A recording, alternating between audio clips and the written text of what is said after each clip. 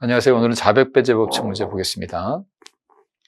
수사기관은 수사 중인 사건의 범죄 혐의를 밝히기 위한 목적으로 합리적 근거 없이 별개의 사건을 부당하게 수사해서는 아니 되고, 다른 사건의 수사를 통해서 확보된 증거 또는 자료를 내세워 관련 없는 사건에 대한 자백이나 진술을 강요해서는 안 된다. 당연한 얘기고, 피고인의 자백이 임의성이 없다고 의심할 만한 사유가 있는데 해당한다 할지라도 그 임의성이 없다고 의심하게 된 사유들과 피고인의 자백과의 사이에 인과관계가 존재하지 않는 것이 명백한 때는 그 자백은 임의성이 있는 것으로 인정된다.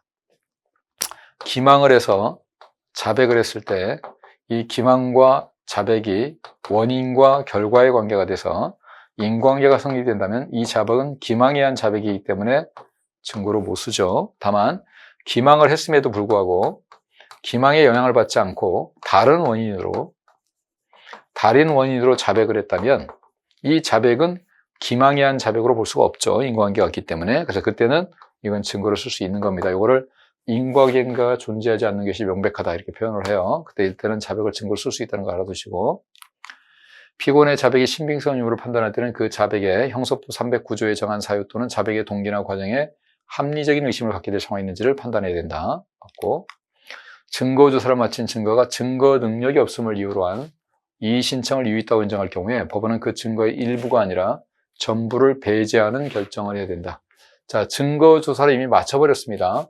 증거를 신청이 들어왔을 때는 증거조사하기 전에 기각을 하면 돼요. 다만 이거는 증거조사를 마쳐버렸기 때문에 그 증거조사 마친 것은 원래는 이의 신청을 안 받아줍니다. 다만 이의 신청이 이런 경우는 좀 받아줘요.